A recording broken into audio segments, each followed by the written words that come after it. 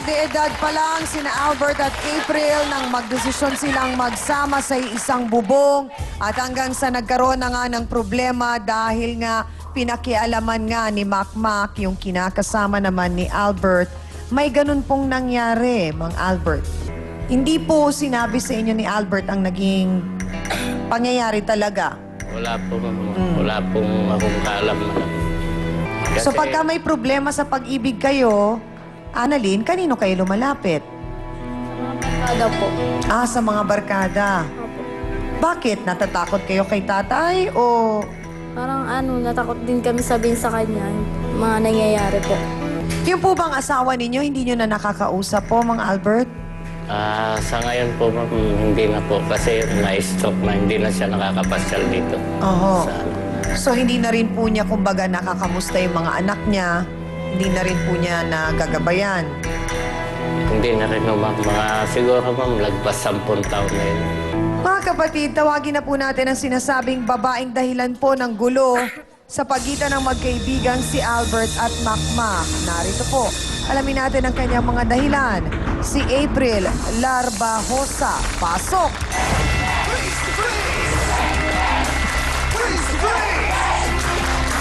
Ang kapal ng mukha mo! Wala tayong relasyon! Ang kapal ng mukha mo!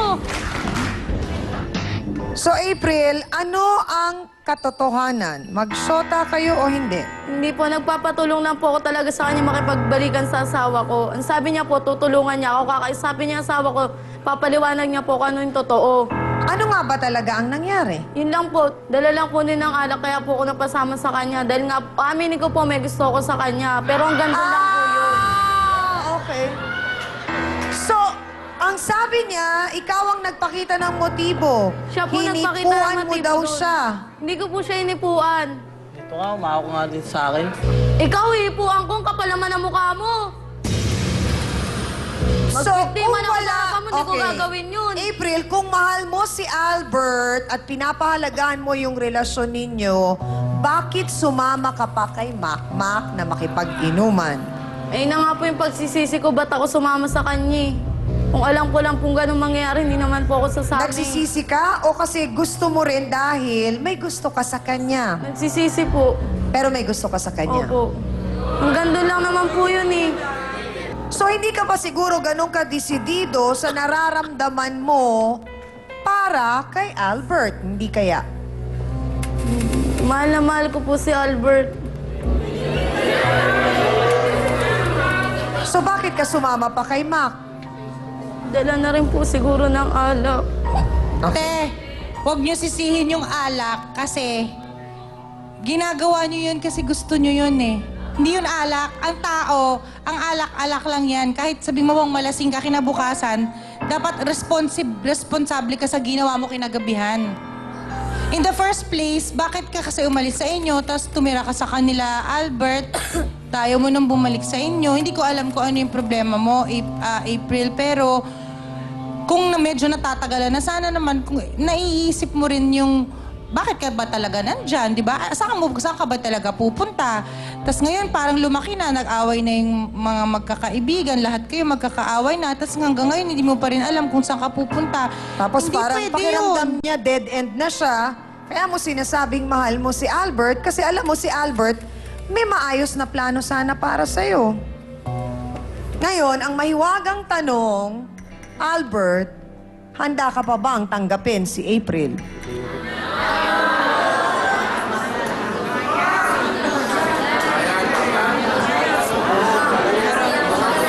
So, hindi na daw April. Hindi naman po ako pwede kasing umuwi sa amin eh. Bakit? Natatakot po ako sa stepmother ko eh. Bakit hindi mo kausapin ang mga kapatid mo? Wala na Sinabi rin mo po ba sa nanay mo? Ang ginawa? Anong ginawa ng nanay mo? Huwag na po akong babalik doon. Oh my God! Hindi naniwala yung nanay mo sa'yo? So, hindi naniwala ang nanay mo sa'yo. Opo. Ang mga kapatid mo, Hindi ko na rin po nakikita eh. wala kang alam kung minamaltrato Wala po. sila ng tatay mo? Wala po. May mga kapatid kang babaeng naiwan doon. Isa lang po. Ilang taon na yon? Ano po, 7 years old. So, hindi naniwala si nanay. Hindi po. Ilang beses mong sinabi sa kanya? Maraming beses po eh. Kaya po sinabihan na lang niya akong lumayas na lang sa amin. Hindi ka nagsumbong sa barangay? Hindi na po, natakot na po ako eh. Ano bang ginawa sa'yo? Pilit po kong pinapapasok dun sa kwarto. Kaya ka umalis at tumakas. Pero April, pwede ka rin naman magkaroon ng magandang buhay pa. At hindi sagot doon ay ang pakikipagrelasyon mo sa iba't ibang lalaki at doon ka maghahanap ng seguridad mo sa buhay. Nakakalungkot mga kapatid dahil sa murang edad ay napasabak na po ang ating mga bisita sa pakikisama sa kanilang mga partner kahit hindi pa ho sila kasal at hindi pa ho sila nasa tamang edad. At sabi nga nais din naman nating silang maliwanagan at hindi naman ho natin sila hinuhusgahan at kung ano man ang pwede nilang kasadlakan ng dahil po sa buhay na pinili nila. Ngayon po ang tamang oras para personal po nilang makaharap at makakausap ng masinsinan ang ating pong trio tagapayo, lalo na po para kay April. Pero nakatakas. Opo. At mula noon, umalis ka na doon sa probinsya. Opo. Masakit po sa akin yung magkasama na kami dalawa sa isang bubong tapos Yun. Pero noon, yung nangyari noon, Hindi gano'n. hindi po gano'n.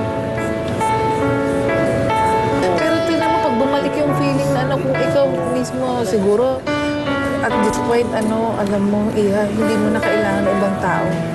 Hindi mo kailangan may ibang mag-explain. Ikaw dapat gumawa ng paraan ngayon. Doon po sa pagkakataon na binigay sa inyo na makasama ang ating trio tagapayo, sana po yung binigay nilang mga payo sa inyo ay pinakinggan ninyo. Bago lamang tayo maghiwalay, meron pa ho silang mensaheng nais ipabaon sa inyo. Attorney? Kay Albert Jr., alam mo Albert, nadadama ko sa iyo na responsable kang tao, bagaman bata ka pa, 18 years old ka pa lang. So kung talagang ayaw mo na kay April, sana tapusin mo ang relasyon mo sa kanya sa magandang kaparaanan.